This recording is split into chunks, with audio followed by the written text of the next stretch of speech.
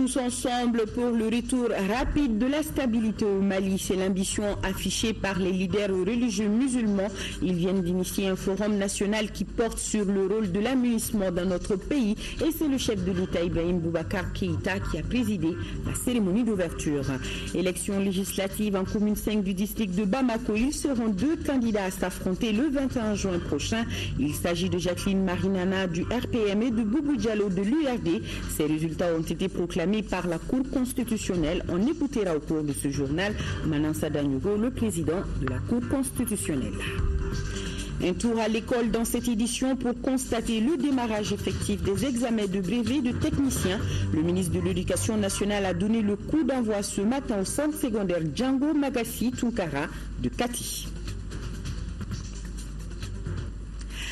Voilà pour le sommaire. Merci de votre présence. Je vous souhaite la bienvenue à ce journal. Bonsoir à tous.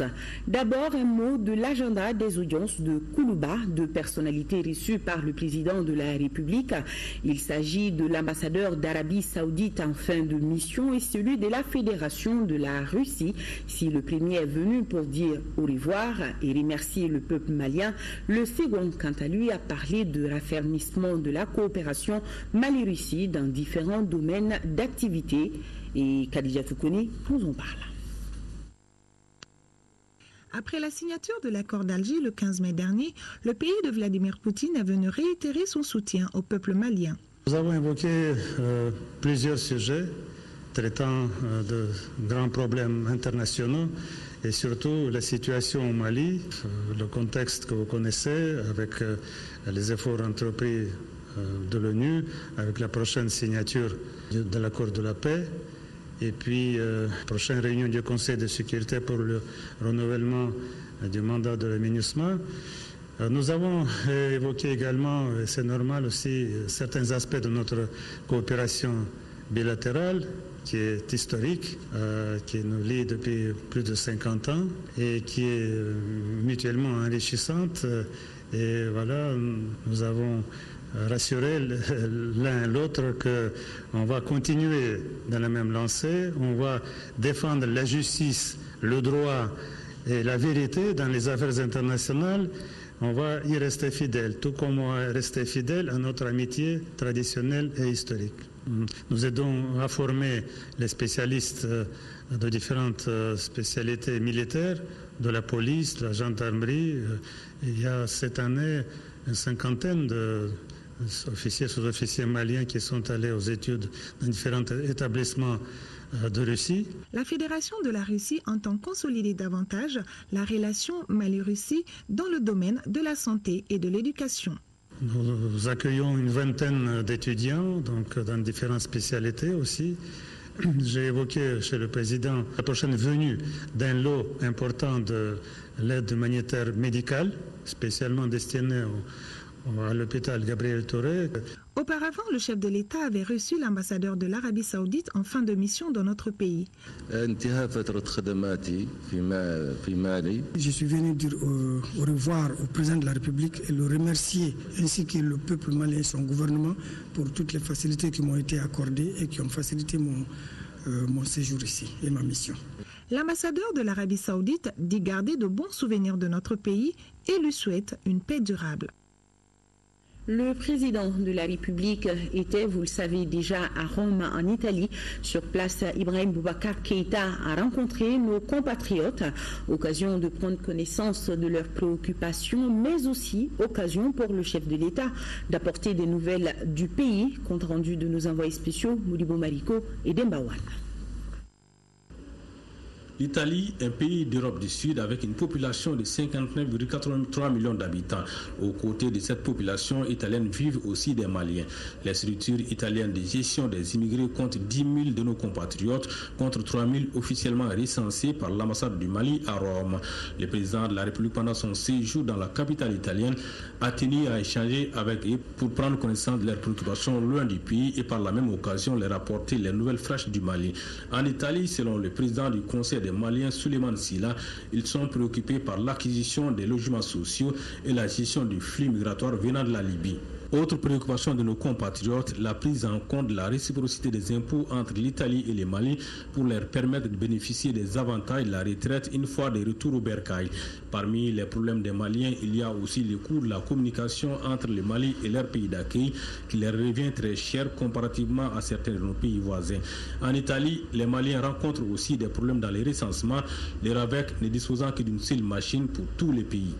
Ibrahim Bouakar Keïta, qui s'est dit très heureux de se retrouver parmi ses compatriotes, leur a promis d'observer toutes ces doléances en vue d'apporter des solutions dans la mesure du possible. Mais en retour, il leur a donné des informations sur la crise dans notre pays et sa résolution définitive qui est en cours avec la signature de l'accord le 20 de ce mois. Ibeka leur a aussi sensibilisé sur l'immigration et les dégâts qu'elle cause à la fois au pays de départ et d'accueil. En Italie, à ce jour, il existe plus de 20 centres d'accueil dans lesquels se trouvent des vrais Maliens et ceux qui usurpent de notre nationalité. À signaler qu'aujourd'hui, dans ce pays, le plus jeune immigré malien est un enfant de 13 ans du nom de Moussa Keïta. Il est arrivé en Italie il y a seulement une année. C'est bon. Ouverture ce matin à Bamako du Forum national des leaders religieux musulmans.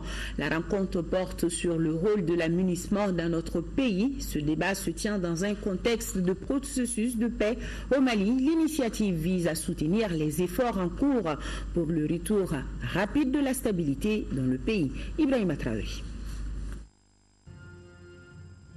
Présente au Mali depuis juillet 2013, la MINUSMA reste encore incompris et son mandat quasiment méconnu des populations. À ce jour, elle participe activement au processus de la médiation entre le gouvernement et les groupes armés du Nord. Sur le terrain, près de 7000 soldats de la paix œuvrent aux côtés de l'armée malienne à stabiliser et à protéger les civils dans le nord du Mali. 36 casques bleus ont trouvé la mort avec près de 80 attaques. Les leaders religieux musulmans du pays sont donc à Bamako pour mieux comprendre le mandat de la mission onusienne au Mali. La MINUSMA se heurte à des contraintes majeures, géographiques, logistiques et de ressources, ce qui entraîne nécessairement des arbitrages difficiles. Ces arbitrages sont parfois incompris ou source de tensions, de la part non seulement des partis, mais également et surtout des populations. La MINUSMA, c'est vrai, doit faire des choix. Elle doit faire des choix qui s'inscrivent toujours dans une même logique, celle de restaurer aux côtés du gouvernement progressivement la stabilisation afin que le Mali puisse renouer avec le développement et une paix durable. La MINUSMA est au Mali pour appuyer le processus de paix. À vos aspirations d'hommes et de femmes, à vos rêves, la MINUSMA peut servir de tremplin dans leur réalisation. Monsieur le Président de la République, sous votre autorité, le peuple malien, le gouvernement et toutes ses institutions, les amis du peuple malien et ses partenaires dans la MINUSMA, nous avons aujourd'hui l'occasion ensemble d'écrire une page historique. Nous ne laisserons pas passer une telle opportunité.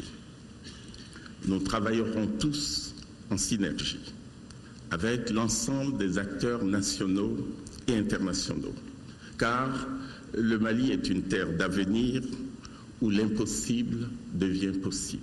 Ce forum national est initié par le Haut Conseil islamique. Son président précise que le but est d'accompagner les autorités nationales pour le retour rapide de la paix et de la quiétude dans le pays. Mahmoud Diko soutient que l'implication de son organisation dans la gestion des affaires publiques ne date pas d'aujourd'hui.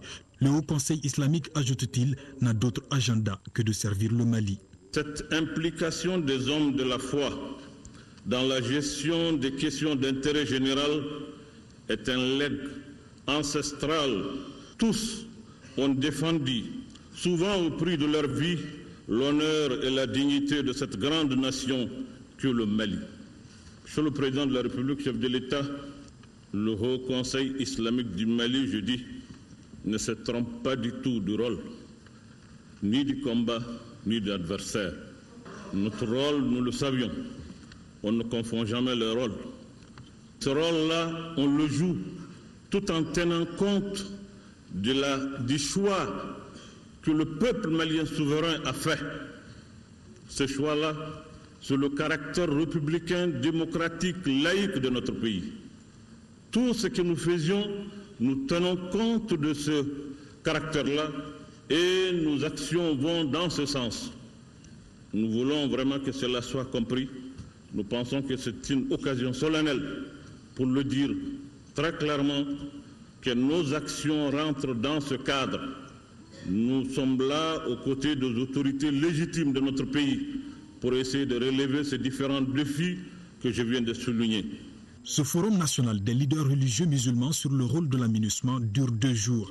Les travaux seront sanctionnés par des résolutions adressées au gouvernement et à la mission onusienne.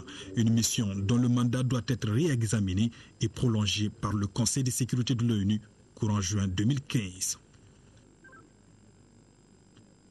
L'événement était présidé par le chef de l'État, Ibrahim Boubacar Keïta, a salué cette initiative et les efforts déployés par la MINUSMA dans la recherche de la paix et de la stabilité dans notre pays. Ces propos sont recueillis par Ibrahim Traoré. Cette idée d'un forum sur la mission de la MINUSMA et son rôle dans un processus de paix comme celui en cours au Mali, était indiqué pour une meilleure compréhension entre les uns et les autres, surtout une plus grande et meilleure compréhension du rôle et de la mission multinationale intégrée des Nations Unies pour la paix et la stabilisation au Mali. Quand notre pays, le Mali, fut submergé par ce qu'on a connu, les hordes terroristes, assez disparates d'ailleurs, hordes terroristes et narcotrafiquants, et conjugués avec une crise politico-sécuritaire interne, nous avons failli basculer et durablement. Le Conseil s'en est saisi, des résolutions ont été édictée à vocation de stabiliser et de consolider la paix au Mali, d'abord de la trouver en facilitant le dialogue entre les parties concernées, en faisant en sorte que par un déploiement d'éléments venus du monde entier, les populations civiles puissent être protégées des sautes d'humeur des uns ou des autres. C'est là la mission de stabilisation. Ensuite, cette mission qui a été laborieusement mise en place, dont l'objectif était d'avoir au Mali près de 12 000 hommes, dans sa mission multidimensionnelle, intégrer le volet appui aux populations dans les lieux d'habitation, à l'extérieur de nos frontières, pour ce qui concerne nos parents qui, hélas, en raison des violences, ont dû trouver refuge hors du pays, à l'intérieur par l'assistance via les missions de gendarmerie et de police, à la sécurisation sociale urbaine et interurbaine et à l'extérieur. Cela, la mission multidimensionnelle. Également l'appui au développement pendant que cela se faisait aussi. Ce n'est pas une mission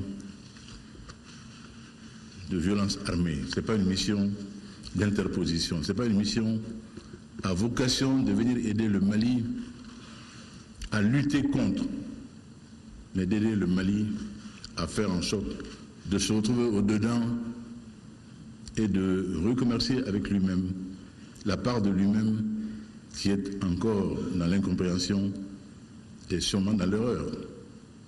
Faire converger les cœurs et faire en sorte que le pays se retrouve, le réconcilier avec lui-même. Arnaud, tu l'as dit dans un bon Bambara, Sani Koroboshi Kagelin, Ateye, Transpirer sous la pluie ne vous sert de rien, puisque l'on ne sait pas que vous transpirez. Mais c'est vrai que beaucoup a été fait. Il y a eu des moments d'incompréhension, il y a eu des moments merveilleux de courage, d'abnégation et de sacrifice. Rarement, mission des Nations Unies aura été l'objet d'attaques, comme l'a été la MINUSMA. Des hommes venus du monde entier y ont laissé leur vie, souvent parmi les plus jeunes de ceux commis à cette mission-là. Dans ce pays de foi, ce qui a été dit en nos mosquées, en nos églises, en nos temples, n'est pas resté vain. N'est pas resté vain. Nous avons l'espoir. Je demeure, vous le comprendrez aisément, prudent. Nous avons l'espoir très fort que le 20 juin, ici même à Bamako, en ce lieu même, nos frères qui ne l'avaient pas encore fait viendront apposer leur signature au bas de l'accord de paix, scellant ainsi la fin d'un processus officiel et théorique. Le reste devra suivre, qui ne sera pas aisé, qui ne sera pas facile, qui ne sera pas de tout repos, pour lequel également nous aurons besoin, avec modestie, avec humilité, avec foi en la solidarité humaine, nous aurons besoin encore de l'accompagnement et de l'aménagement et de l'ensemble de la communauté internationale, lequel accompagnement ne nous a jamais fait défaut au long de cette crise multiforme que nous avons connue en ce pays, le Mali. Voilà, le chef de l'État s'exprimait lors de l'ouverture du Forum national des leaders religieux musulmans et nous vous proposons l'intégralité de ce discours du président de la République juste après ce journal. La Cour constitutionnelle a proclamé ce matin son siège. Les résultats de l'élection législative en commune 5 du district de Bamako. Parmi les 14 candidats en lice, il y a 2 qui sont en tête et qui devront se rencontrer pour un second tour par faute de majorité absolue. Il s'agit de Togola Jacqueline Marinana du RPM et de Boubou Diallo de l'URD. Les 2 candidats s'affronteront donc le 21 juin prochain. Pour en savoir davantage, écoutons un extrait lu par Manassa Danyoko, président de la Cour constitutionnelle. Elle est au micro de Mahamadou Doubia. Considérant qu'aucun candidat n'a obtenu la majorité absolue des suffrages exprimés au premier tour, soit 9557 voix, que dès lors il y a lieu de procéder à un second tour de l'élection d'un député dans la circonscription électorale de la commune 5 du district de Bamako. Considérant que Jacqueline Marie Nana, candidate du RPM à Rassemblement pour le Mali, et Boubou Diallo, candidat de l'Union pour la République et la démocratie, URD, ont obtenu respectivement 5678 voix et 4292 voix, qu'ayant ainsi réuni le plus grand nombre de suffrages exprimés lors du scrutin du 31 mai 2015, ils sont seuls habilités à prendre part au second tour de l'élection législative partielle, scrutin du 21 juin 2015, dans la circonscription électorale de la commune 5 du district de Bamako. Par ce motif, article 1er, il reçoit en la forme les requêtes présentées par les partis PDAR, MJCD et RJP. Article 2, au fond, les rejette comme mal fondés. Article 3, constate qu'aucun candidat n'a obtenu la majorité absolue des suffrages exprimés au premier tour, soit 9557 voix. Article 4, dit que les 2 candidats habilités à se présenter au second tour de l'élection législative partielle en commune 5 du district de Bamako le 21 juin 2015 sont Jacqueline Marinana, candidate du Rassemblement pour le Mali RPM, et Boubou Diallo, candidat de l'Union pour la République et la démocratie URD. Article 5 ordonne la notification du président au président de l'Assemblée nationale, au Premier ministre, chef du gouvernement, au président du Comité national de l'égal accès aux médias d'État, aux candidats et sa publication au journal officiel. On siégeait à Bamako le 9 juin. Madame Manassa Danyoko, président, Madame Fatmata Dial, conseiller, Monsieur Mahamoudou Bouare, conseiller, Monsieur Seydou Nourou Keita, conseiller, Monsieur Modibo Tunti Guindo, conseiller, Monsieur Soumana Moussa Sissé, conseiller, Monsieur Mpere Diara, conseiller, Monsieur Baya Berté, conseiller, avec l'assistance de Maître Koulibaly Dabou, Traoré, greffier en chef. Et le président du Comité national de l'égal accès aux médias d'État convie en réunion les candidats en lice ou leurs représentants pour le second tour demain mercredi 10 juin 2015 à 10h au siège de l'organe sur la route de Koulouba. Ordre du jour, tirage au sort de l'ordre d'enregistrement et de diffusion des messages de campagne. La présence de tous est vivement souhaitée. Et par rapport toujours à cette élection législative partielle, question d'actualité s'intéresse. Question, comment améliorer l'organisation du deuxième tour de l'élection législative partielle de la commune 5 du district de Bamako? C'est l'intitulé de l'émission spéciale Question d'actualité que vous pourrez suivre après ce journal. Toutes les autorités compétentes impliquées dans l'organisation des élections et les deux partis politiques en lice à l'issue du premier tour, le RPM et l'URD, sont les invités de cette émission. Donc je rappelle, spéciale Question d'actualité, c'est ce soir après ce journal télévisé. Retour sur la déclaration de politique générale du Premier ministre. C'était hier à l'Assemblée nationale. Sur le plan de la réconciliation nationale, Modibo Keïta propose une série de mesures, parmi lesquelles la tenue des assises du Nord, l'opérationnalisation de la commission Vérité, Justice et Réconciliation ou encore la valorisation des autorités traditionnelles. Nous l'écoutons. À propos de la réconciliation nationale, l'on notera l'adoption de la loi 2012-025 du 12 juillet 2012 portant indemnisation des victimes de la rébellion du 17 janvier 2012 et du mouvement insurrectionnel du 22 mars 2012. L'élaboration du projet de décret d'application de la lutte loi est en cours. La tenue des assises sur le nord du Mali, l'organisation des forats locaux, régionaux et nationaux, l'organisation des conférences, séminaires et ateliers et manifestations culturelles, les rencontres intercommunautaires et intracommunautaires.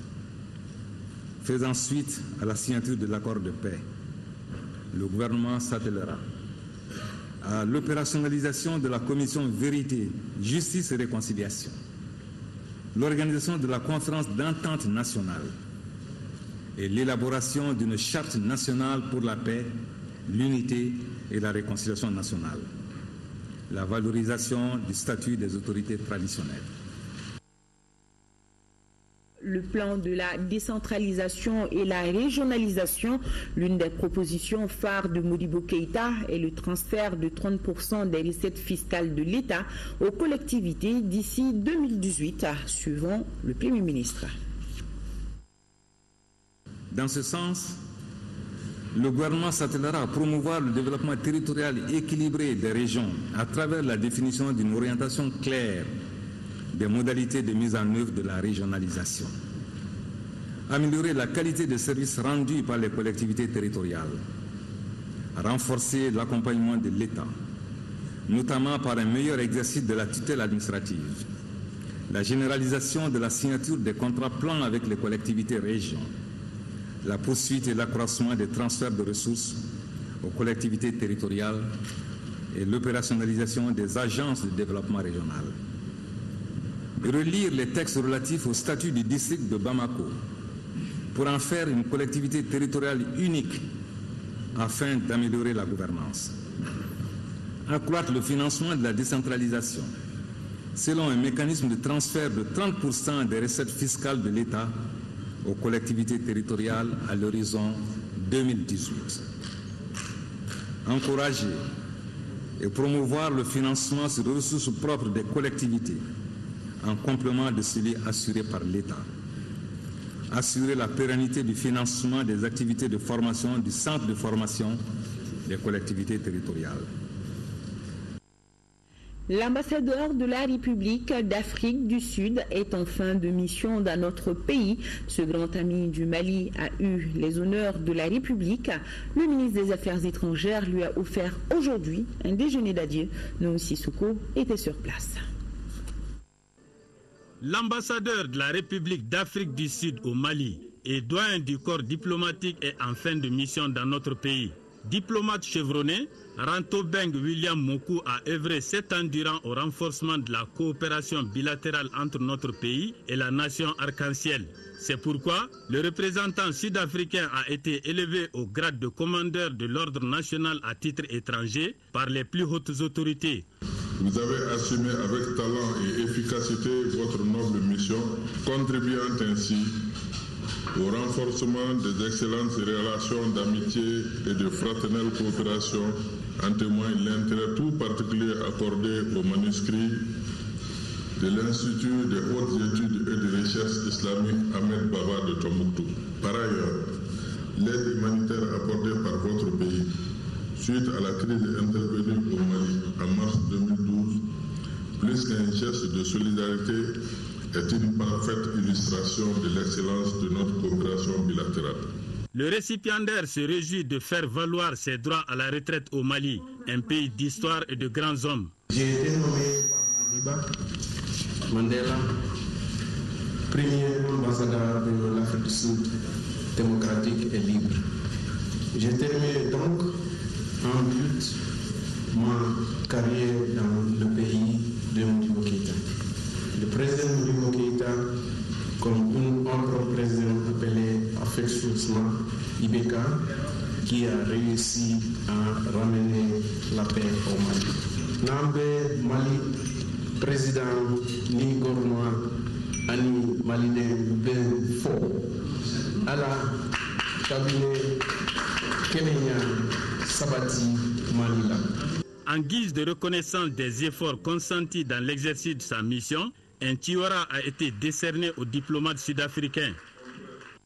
Voilà, bon retour à M. William Mokou et bonne suite. Je vous propose d'écouter à présent Ousmane Ag Rissa, parrain de la caravane Azalaï Kidala. Il nous livre des messages de paix et de réconciliation que la caravane a pour mission de véhiculer à travers le Mali. C'est au micro de Mamourou Sidibé. Je voudrais remercier l'ensemble des autorités de la région de Kaï pour leur engagement, pour leur soutien à cette caravane de la paix et de la réconciliation. Et partout où nous avons été, nous avons expliqué le contenu de l'accord, la philosophie de l'accord, parce que c'est extrêmement important. L'accord est un tout, c'est un cadre général qui fixe les orientations dans lesquelles le Mali peut se retrouver avec soi-même. Les communautés maliennes vont se retrouver, les régions vont se retrouver, les rebelles et le gouvernement peuvent se retrouver. C'est ça l'esprit de l'accord. Maintenant, c'est un cadre général. La mise en œuvre va être aussi l'occasion de permettre d'autres échanges, d'autres concertations nationales avec l'ensemble des partis, y compris nos partenaires techniques, pour voir quelle est la meilleure manière de mettre en œuvre l'accord dans ces différentes dispositions, quels que soient les droits que nous allons prendre. Je pense que c'est ça qu'il faut comprendre.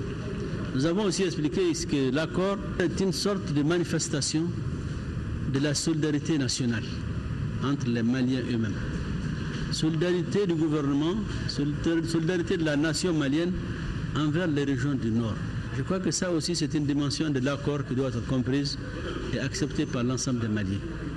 Il n'y a pas de préférence pour telle ou telle région. L'accord est un cadre équilibré qui va permettre aux Maliens et aux Maliennes de prendre un nouveau départ, de refonder l'État du Mali pour une meilleure gouvernance, pour un meilleur développement plus équilibré, plus harmonieux de notre pays. Parlons politique. Commémoration par l'Union des forces démocratiques UFD de la 14e année de la disparition de Maître Demba Diallo, fondateur du parti. Cette année, la direction du parti, conduite par son président, a choisi la ville de Kita pour célébrer l'événement. Nos envoyés spéciaux sont Ibrahim Diallo et Isaac Tchenou. La ville de Kita a été choisie par l'Union des forces démocratiques UFD pour commémorer le 14e anniversaire de la disparition de Maître Demba Diallo, fondateur du parti. L'UFD à Kita est un parti fort, un parti qui a eu à avoir la mairie. À Kita, le rôle de Maître Demba Diallo joué est très important et inestimable pour la population de Kita. En est un témoignage éloquent. Et la cérémonie a été marquée par 2 événements majeurs. Premier acte, une conférence au cours de laquelle le président du parti, Cheikh Diarra, a fait ressortir les valeurs de l'UFD. Au cours de cette conférence, l'adhésion de 11 conseillers au parti a été annoncée et aussi le retour des anciens au parti à l'image des Denré Famaga. Toute chose qui permet à l'UFD d'avoir un nouveau souffle sous l'impulsion de son nouveau secrétaire général. C'est notre vie. Participer au développement concret de ce pays-là, de cette ville, de cette communauté, c'est notre vie. Et donc, ce n'est pas une tâche difficile pour moi. Tant qu'on vit, on a espoir. Le deuxième acte a concerné l'inauguration d'un nouveau siège situé à Kitagar, un bâtiment composé de salles de conférence et de bureaux. Et la nouvelle équipe qui est là, je les félicite, je les encourage, sous l'égide de Dr Fodé Sissé, qui est un homme de parole, un homme courageux, un homme qui a posé des actes dans le cadre du développement de Kita, des changements, un vrai changement. Ces conseillers-là ont fait le bon choix pour venir à l'UFD. Ils sont au nombre de 11. L'UFD les accueille à bras ouverts. Il n'y a pas de nouveaux adhérents, d'anciens adhérents à l'UFD. Tout le monde est au même pied d'égalité. Nous sommes les mêmes à l'UFD. À Kita, la capitale de Rachid, le parti de Sagoloba semble renaître de ses cendres. Le mouvement Sabati 2012 poursuit sa tournée d'information et de sensibilisation de ses militants sur l'accord de paix. C'est dans cette optique qu'il vient d'organiser une assemblée générale à Bougouni. Notre envoyé spécial est Lamine Keïta. Sabati 2012 entend jouer pleinement sa partition dans la recherche de paix dans notre pays. Après Fana et Ségou, les responsables du mouvement ont initié cette assemblée générale à Bougouni pour mieux informer et sensibiliser ses militants afin de soutenir le gouvernement dans la recherche de paix. Nous pensons que vraiment c'est un bon départ pour le Mali. On a lu les textes, on a compris le contenu et nous pensons que c'est un bon accord à travers les dispositions qui sont dedans. Et nous pensons que c'est notre devoir de parcourir le pays et d'aller expliquer cet accord aux Maliens et aux Maliennes. Cette conférence a permis de dissiper beaucoup de nuages, ont réagi certains militants. Nous soutenons bien le gouvernement dans cet accord. Nous l'appuyons résolument, fermement et nous allons tout faire pour accompagner le gouvernement dans cet accord. À partir d'aujourd'hui, nous allons informer la population de Bougouni et pour faire comprendre à la population que l'accord là, ça nous aide dans les jours à venir. À travers les différentes interventions, on peut dire que les militants de Bougouni soutiennent pleinement l'accord d'Alger. Le parti SADI, Solidarité africaine pour la démocratie et l'indépendance, enregistre de nouveaux militants. Les nouveaux adhérents ont choisi Ségou pour faire leur déclaration solennelle. Candécila, correspondance. Remise officielle des statuts et règlements du Parti Solidarité africaine pour la démocratie aux nouveaux adhérents. Ils sont une trentaine qui ont ainsi officialisé leur adhésion au Parti SADI. Ces militants sont venus des localités de Tombouctou, Léré, Sumpi, Menaka, Niafunke et des camps de réfugiés. Notre pays a besoin de changement. Notre pays a besoin vraiment d'un développement. Et pour moi, seul le SADI peut apporter ce changement. La cérémonie de déclaration solennelle qui a mobilisé les militants venus de plusieurs localités et les responsables du parti a été une occasion d'échange sur la vision du parti, à savoir un Mali pluriel uni dans sa diversité culturelle et ethnique. Pour le président du parti, cette cérémonie est un signal fort qui démontre à suffisance la conviction du parti qui clame que seul le dialogue exclusif intermalien est la voie pour le retour définitif de la paix dans notre pays. Moi, je parle du dialogue entre Maliens. Merci à la communauté internationale, mais entre nous Maliens, si nous ne travaillons pas à la paix dans notre pays, si nous ne travaillons pas au respect des droits des populations, si nous ne travaillons pas à apporter à nos populations à manger, à se nourrir, à se soigner, à éduquer nos enfants, Si nous n'amenons pas cela, aucun dialogue n'amènera la paix dans notre pays et ne préservera notre pays dans sa diversité et dans son unité. Donc pour nous, il y a eu dialogue ailleurs, mais le dialogue, le vrai dialogue, c'est ce que nous sommes en train de faire et ce que nous devons faire entre nous, Maliens. La rencontre de Ségou est un départ. Selon le président du SADI, la prochaine étape sera Tombouctou. Opposition et parti de la majorité présidentielle se donnent la main à Tombouctou pour soutenir l'accord de paix signé à Bamako. C'est à la faveur d'un rassemblement populaire dans la commune rurale d'Alafia. Yéa Tondina, les détails. Sensibiliser, soutenir et accompagner les accords de paix signés à Bamako, c'est tout le sens de cette rencontre des partis politiques de la majorité et de l'opposition à Tombouctou. Une initiative de la sous-section RPM de la commune rurale d'Alafia qui a mobilisé les représentants de l'URD, de l'ADEMA et de l'IMRDA. Le thème, unisson autour de la paix et de la réconciliation nationale. Au-delà de la pertinence du thème, parce que c'est de saison, j'apprécie hautement la manière dont l'activité a été conçue et sera conduite. À cet égard, le bureau de la section ne peut que vous encourager, vous exhorter à persévérer dans la voie du progrès, de l'entente et de la cohésion. C'est la commune rurale d'Alafia et sur le site de Bariz qui a eu l'honneur d'abriter cet événement inédit. Les différents leaders politiques se sont relayés au micro pour magnifier leur attachement. C'est justement des emblèmes de nos différents partis politiques sur des t-shirts. Ça suffit simplement que si les partis politiques au niveau de notre commune se donnent la main, il y aura l'entente, il y aura la cohésion sociale. Au nom des communautés de Alafia, sédentaires et nomades, je salue les initiateurs de cette campagne de sensibilisation à travers la commune de Alafia pour la paix, la réconciliation et le pardon. Au nom de toute la communauté des Bariz confondus, noirs et blancs, nous remercions l'RPM qui a eu l'initiative de faire le lancement de la paix. Aujourd'hui, on a besoin de la paix. Une campagne de sensibilisation des contenus des accords sera menée sur toute l'étendue de la commune, sous le parrainage du président du conseil de cercle de Tombouctou. Et sur un tout autre plan, Bamako abrite du 9 au 11 juin un forum national sur la gestion des ressources forestières et fauniques. C'est dans le but de porter l'attention du public sur la dégradation dangereuse de ces ressources. L'initiative est du ministère de l'Environnement, de l'Assainissement et du Développement durable. Mariam Sagara nous en parle. Comment gérer durablement les ressources forestières et phonétiques de notre pays? Voilà la problématique qui réunit ici tous les acteurs impliqués de Caille à Kidal.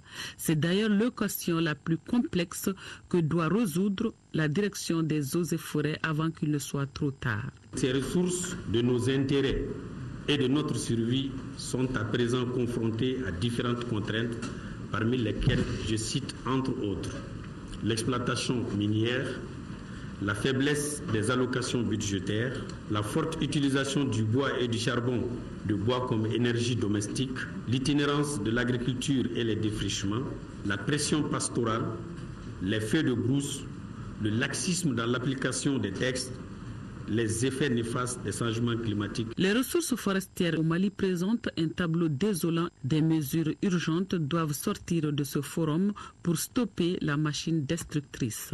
Les ressources forestières et fauniques connaissent un niveau de dégradation très poussé.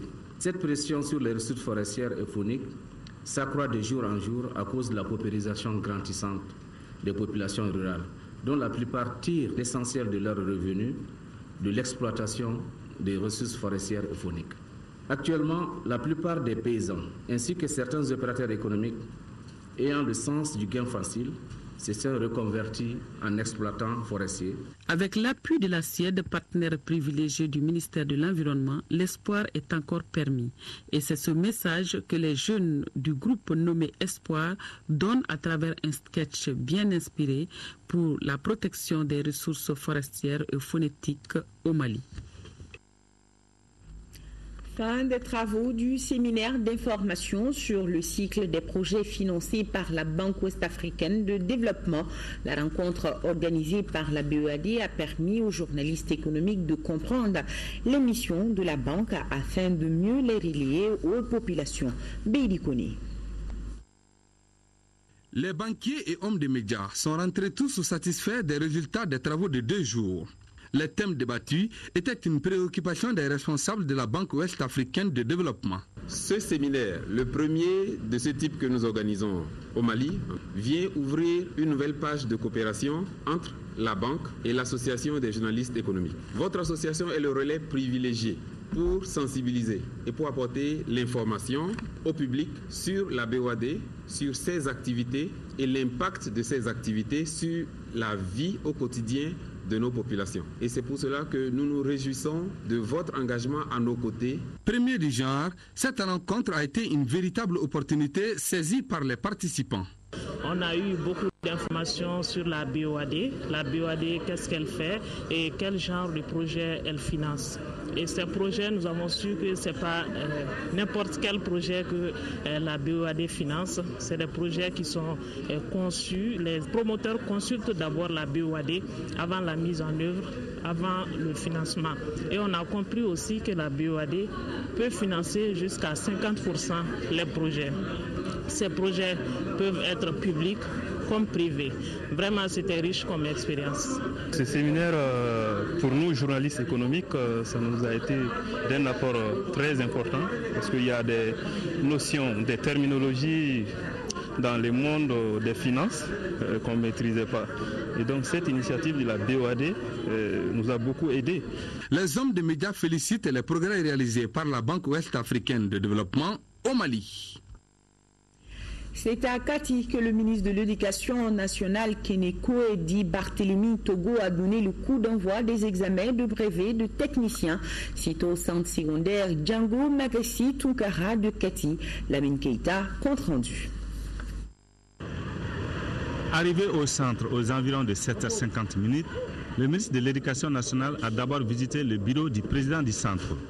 Il s'est ensuite rendu dans la salle 4 où il a ouvert l'enveloppe contenant l'épreuve de français. Le chef du département était visiblement heureux de constater que tout était en place. Au fur et à mesure qu'on avance, l'organisation devient parfaite et c'est ce qu'on demande. Donc tout est en place. Vous avez entendu tout à l'heure le chef de centre qui a dit qu'ils ont déjà fait le travail préliminaire, donc la rencontre avec tous les surveillants. Et pour leur donner tous les conseils et la police de surveillance, tout le monde a partagé avec aussi les candidats. Toutes les conditions sont réunies pour un bon déroulement des épreuves, soutient le président du centre. Toutes les conditions sont réunies, les conditions matérielles, les matériels ont été mis à notre disposition depuis 48 heures.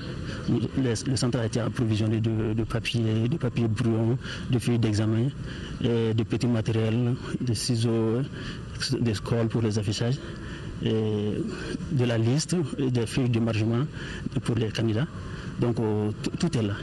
Le ministre de l'Éducation nationale reste optimiste pour la suite et en appelle à la responsabilité de tous.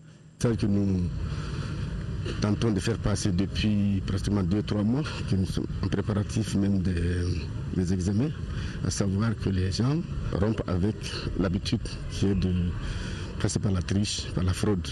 Et que les candidats qui viennent comptent sur leurs propres compétences pour réussir les examens et que les parents, les enseignants et tous les responsables, tous les Maliens se donnent la main pour rompre avec cette habitude qui a fait de notre école aujourd'hui la risée de tout le monde. Cette année au Mali, les examens se déroulent pour le moment sans grand couac. Après les épreuves du CAP et du DF, celles du brevet de technicien connaissent un bon démarrage. Bien sûr, bonne chance à tous les candidats. Près de 2 milliards de francs CFA pour une piste rurale reliant Loulouni au Mali à Oueleni au Burkina Faso. Les travaux de l'infrastructure d'intégration sous-régionale viennent d'être lancés. Sékou Konaté, correspondance. Financé par le Royaume du Danemark à travers le PACEPEP et l'appui de la coopération suisse, la piste rurale Loulouni au Mali, Oueleni au Burkina Faso, est une volonté commune des conseils régionaux de Sikasso au Mali et des Cascades au Burkina Faso. Sa réalisation qui débute ce jour est une réponse à la mise en œuvre de la politique de coopération transfrontalière entre nos deux pays. Fruit d'un long processus, ce projet s'inscrit dans la vision de nos hautes autorités nationales de faire des zones frontalières des espaces d'échange, de création de richesses et d'opportunités. Loulouni, Nimbougou et Oueleni sont des grands bassins de production agro-sylvo-pastoral. À cet effet, le lancement de ces travaux ce matin constitue une piste d'espoir pour les laboureuses populations. La réalisation des travaux de la piste Luluni, Nimbougou, Weleni ouvrira la voie à d'autres projets intégrateurs au bénéfice des populations des deux régions frontalières. Je sais également compter sur l'engagement de toutes les parties prenantes dans la mise en œuvre de ce projet et dans la pérennisation de ses acquis.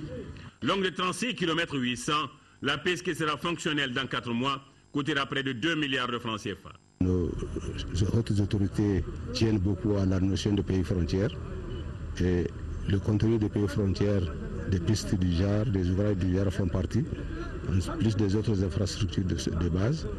Donc c'est pourquoi nous saluons très sincèrement l'initiative des deux conseils régionaux. 3 entreprises nationales sont chargées de la réalisation de la piste et de l'accès à la plaine de Nimbougou. La maîtrise d'ouvrage déléguée était assurée par la jetière. La cérémonie s'est achevée par la plantation des arbres de l'intégration dans la cour de la mairie de Luluni. Art et esthétique, quelle terminologie pour l'Afrique? C'est le thème d'une conférence d'exposition tenue à l'Institut français du Mali et c'est le professeur Oumar Kamara, dit Kamaraka, artiste plasticien et directeur de l'Institut universitaire de technologie de Bamako qui animait la conférence. Modibo Souare, compte rendu. De prime abord, le discours de cette conférence-exposition a porté sur la thématique intitulée « L'effigie du concept comme élément de désintégration de la création contemporaine en Afrique ». Une méthodologie qui consiste à augmenter à travers une riche iconographie les aspects liés au concept, à la représentation mentale générale et abstraite d'une pensée. Les jeunes artistes africains aujourd'hui veulent rentrer dans l'art par la porte de sortie et oublier la base. Et ils sont aidés en cela par la critique d'art occidentale qui leur impose un style. Alors que le style doit être le résultat de la personnalité de l'artiste et non une volonté à laquelle il va chercher à plier sa peinture. Au cours de cette conférence, la présentation en images sur la dimension esthétique et philosophique de la vie de l'artiste musicien Salif Keïta a été proposée au public. Autant de portraits alliant l'abstrait au surréalisme, avec comme technique le pastel, la gouache et l'aquarelle. Des créations artistiques qui magnifient tout le talent de notre conférencier du jour. Ce que M. Kamaraka fait, c'est quelque chose, vous avez tous vu, ces peintures à pastel, c'est extraordinaire, c'est un réalisme. Et puis aussi, il y a beaucoup aussi d'imaginaire. Chacun peut mettre son sens, mettre sa vision sur ses mots, sur ses dessins. Il nous a révélé beaucoup de choses, surtout les définitions de l'art que j'ai apprises étaient vraiment intéressantes. J'ai eu une idée sur l'art et puis sur l'esthétique. Ensuite, sur la personnalité même de M. Kamaraka. Ça m'a beaucoup aidé vraiment. Nous avons un institut qui s'appelle l'Institut universitaire de technologie. Et bien, dans cet institut-là, nous avons différentes filières, parmi lesquelles il y a les arts. Et c'est deuxièmement une façon pour nous de faire connaître non seulement cet institut-là, mais aussi le professeur Kamara, il a donné un cours magistral sur l'art, sur l'esthétique. Puis j'ai beaucoup appris en peu de temps. Diplômé de la faculté d'histoire de l'Académie des Beaux-Arts de Saint-Pétersbourg en Russie, Kamaraka fait partie des précurseurs de la nouvelle dynamique des portraits minutes, une technique qui fait de lui un artiste exceptionnel. Un nouveau roman dans les librairies, il est écrit par Menga Sidik. Le roman relate les péripéties d'un journaliste parti à la recherche d'une folle. L'histoire est teintée de relations non vertueuses et d'exclusion sociale des albinos. Le roman a été présenté à la presse ce samedi et Moïse Traoré était présent. La femme de Dieu est un roman de 196 pages. Un journaliste part à la recherche d'une folle dans un imaginaire teinté de relations incestueuses et d'exclusion de l'albinos. Il est question, selon l'auteur, d'un manuel d'exercice littéraire dans un style à la dimension d'une prose poétique. Le jeune albinos dont la mère avait honte, il a aussi écrit une lettre à sa mère pour demander à sa mère « Mais pourquoi est-ce que tu ne m'as jamais aimé ?» Parce qu'elle a fait un autre albinos, en fait, qui a été tué à 2 ans et dont le corps a été trouvé dans une rivière. C'est un livre de questionnement, en fait. C'est un livre qui renvoie chaque lecteur au miroir intérieur. C'est un livre qui nous permet donc de nous regarder dans notre miroir intérieur et de nous poser certaines questions. Depuis sa 20e année, le natif de Biancouma, dans l'ouest de la Côte d'Ivoire, est auteur de pièces de théâtre, de nouvelles et de romans. Journaliste indépendant et activiste culturel, il a créé l'association culturelle Écriture des Sud et des Est en 2008. Le rôle de l'écrivain, c'est de tirer les esprits vers le haut, et je tire justement les esprits vers le haut en donnant un titre qui peut prêter à confusion, mais il faut lire le livre pour comprendre que le titre n'a rien de blasphématoire. La femme de Dieu, pourquoi on dit homme de Dieu et ça ne choque pas? Un homme de Dieu, c'est celui qui est proche de Dieu, c'est celui qui voue sa vie à Dieu. Mais la femme de Dieu peut être une femme qui voue sa vie à Dieu. Je ne vois rien de blasphématoire. Administrateur du centre de formation en photographie CFP de Bamako, le blogueur est aussi le représentant de plusieurs organes de presse internationaux au Mali. Le lancement officiel du livre, c'est pour ce 27 juillet. Allez, après une bonne lecture, il faut se dégourdir les jambes avec du sport et on vous propose du football. Championnat national de Ligue 1 au compte de la 19e journée jouée hier au stade Modibo Keïta. L'USFAS a battu l'AS Real de Bamako 2-0 et l'AS Police a pris les 3 points de la rencontre devant l'ASB 1-0. Le résumé des 2 rencontres, c'est avec Mamoutou Danté. Après une première mi-temps de jeu égal de 0 but partout entre les militaires et l'AS Real de Bamako, le coaching gagnant d'Ibrahim Diallo permet à l'USFAS de s'imposer 2-0 grâce au doublé de Amadou Diallo, entré en seconde période aux 72e et 88e minutes. Cette victoire des militaires donnera plus de confiance aux joueurs pour la suite de la compétition.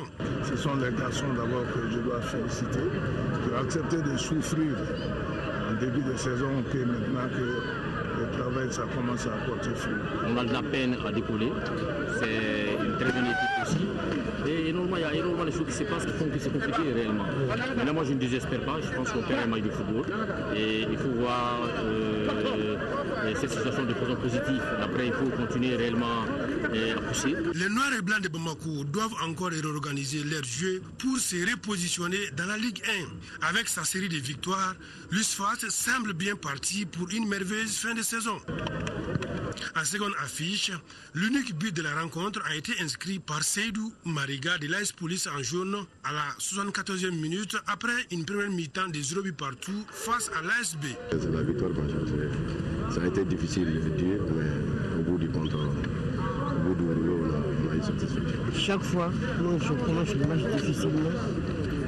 Je crée des occasions, je repère ma deuxième mi-temps, j'arrive à dominer l'adversaire.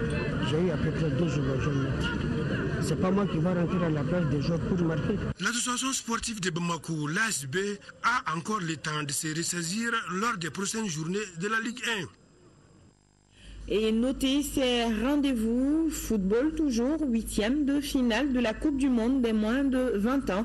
Le Mali joue ce mercredi à 4h du matin contre le Ghana. Cette confrontation est à suivre en direct sur la télévision nationale et TM2 à 4h du matin. Ensuite, le Sénégal rencontre l'Ukraine à 7h30 sur TM2 cette fois-ci. Et je vous l'annonçais hier, le colonel-major Sega Sissoko, officier émérite, homme de culture et de radio, s'est éteint samedi dernier à l'âge de 63 ans.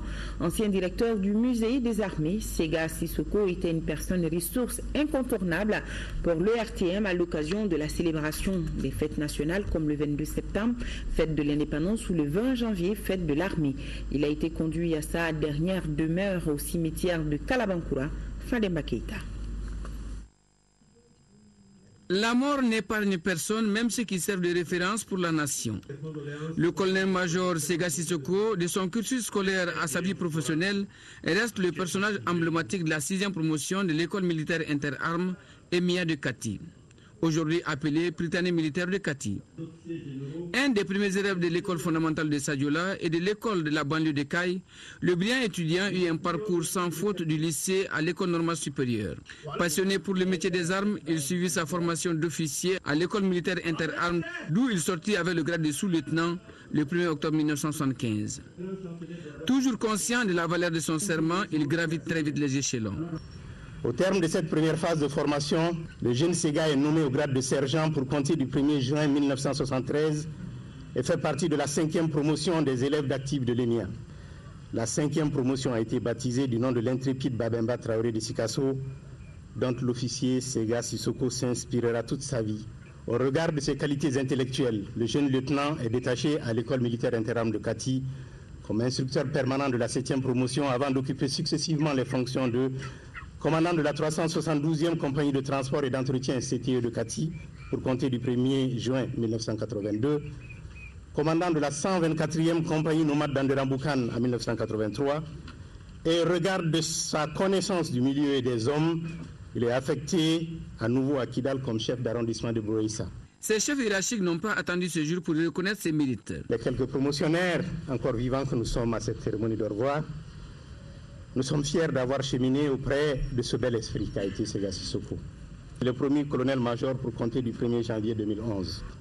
Au titre des décorations, nous pouvons citer les médailles commémoratives de campagne du Mali de 1974 et de 1994, la médaille commémorative de campagne des Nations Unies pour la mission d'observation en Angola. Il fut élevé au grade de chevalier de l'Ordre national du Mali par décret numéro 06-516 PRM du 22 décembre 2006. Passionné d'histoire et surtout de culture, Sega luttait pour la conservation et la revalorisation de notre patrimoine. C'est pourquoi le premier président démocratiquement élu du Mali n'a pas hésité une seconde à lui confier la direction du musée des armées. Les témoignages éloquents des parents et proches collaborateurs prouvent qu'il était intègre et pieux. Très courageux, tu as conquis le cœur de notre grande sœur et toute notre famille. Tu as été un père, un frère, un ami, un beau frère. Bref, un tout pour notre famille. Je suis ému, particulièrement ému, en cet état de circonstance, en cette perte cruelle du colonel-major Sega Sissoko. Donc j'ai pris le bon Dieu, le miséricordieux, afin qu'il le reçoive dans sa miséricorde. Officiers et sous-officiers, et ressortissants de Sadiola et de Caille, tous se disent attristés par la mort d'un homme qu'ils qualifient de bâtisseur. Le colonel-major Sega Sissoko laisse dans la mélancolie une épouse, 6 enfants et 15 petits-fils. Que son parcours serve d'exemple à la jeune génération. Et que son âme repose en paix. Amen. Et comme je le disais à l'instant, le colonel Sega Sissoko était une personne ressource incontournable pour l'ORTM. À ce titre, il était régulièrement invité à plusieurs émissions de radio et de télévision au nom du devoir de reconnaissance. Nous lui rendons cet hommage signé Lamine Tchekoura Koulibaly. Leur première rencontre remonte au milieu des années 70, alors que Lamine Tchekoura Koulibaly était élève à l'école fondamentale de Kidal. Aucun masque ne doit être devant le Canada. Pour certains penseurs, à l'époque, comme Amadou Ampateba et Senghor, ils ont pensé que le Canada joue le même rôle que le drapeau. Parce que quand le drapeau passe devant le président de la République, il le salue. Quand le président de la République trouve le drapeau, il le salue. Donc, à défaut de pouvoir présenter le Canada comme drapeau de la Fédération du Mali, ils ont adjoint le Canada au drapeau. Année scolaire 1974-75. 2 jeunes officiers nouvellement sortis de l'école militaire interarmes de Kati arrivent à Kidal un jour du mois d'avril. Parmi eux, Sega Sissoko, dont le service militaire devait commencer à Bouraïssa en qualité de chef d'arrondissement. Je me souviens encore de cette première rencontre à la résidence du commandant de cercle de Kidal. Rencontre si fraternelle, si chaleureuse. Je me souviens de ce dîner au cours duquel tu fais part au commandant de cercle de ta philosophie de la vie. On n'échappe pas à son destin, lui avais-tu dit, car tu avais débuté tes études supérieures à l'école normale supérieure de Bamako, dans le département d'histoire et de géographie. Mais l'année suivante, tu choisis le métier des armes et entres à l'EMIA. On n'échappe pas à son destin.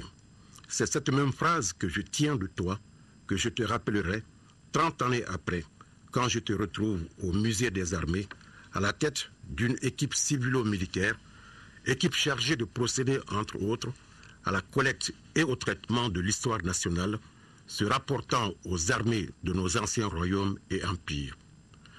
Tu as fait véritablement œuvre de pionnier, en jetant les bases d'un musée des armées au Mali.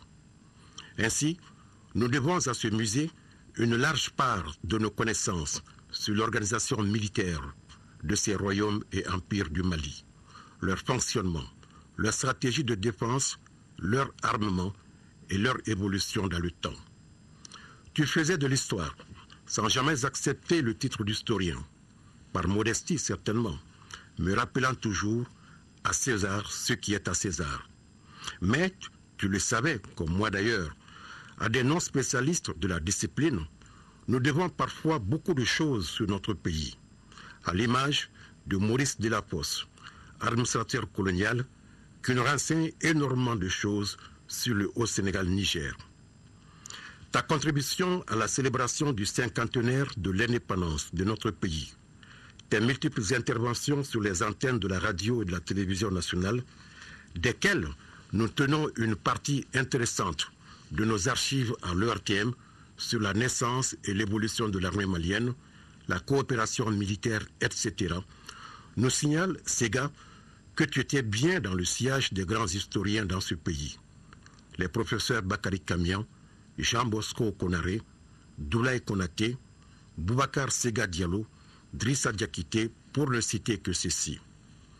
Sais-tu, Séga, tu as émerveillé ces élèves venus visiter le musée des armées à l'occasion du cinquantenaire de notre indépendance.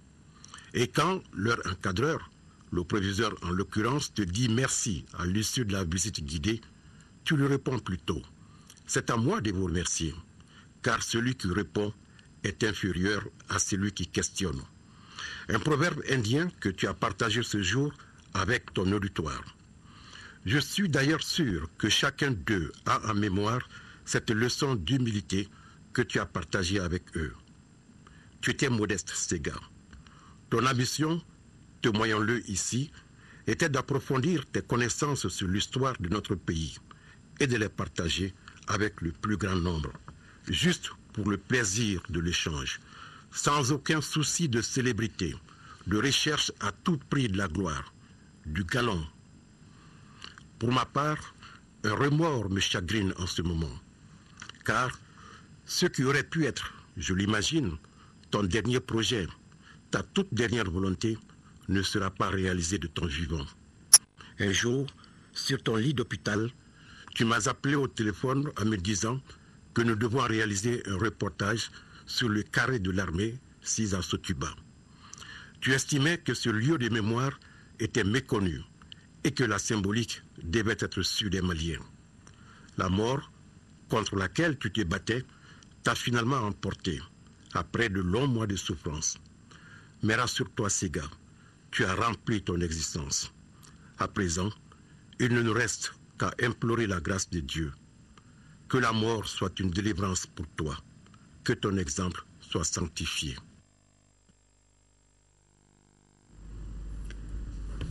Voilà. Merci Lamine Tchakoura Koulibaly. Fin de ce journal. Tout de suite après moi, l'intégralité du discours du président de la République à l'occasion de l'ouverture du Forum national des leaders religieux musulmans. La météo, c'est avec Balkissa Aïdara. Le JT des formations avec Mohamed Ouldouma-Mouni. Demain à 10h, 13h, vous serez avec Khadija Toukouné. Merci à nos téléspectateurs de Déguéla, Kangaba et de Kéla. C'est dans la région de Koulikoro. Bonsoir à tous.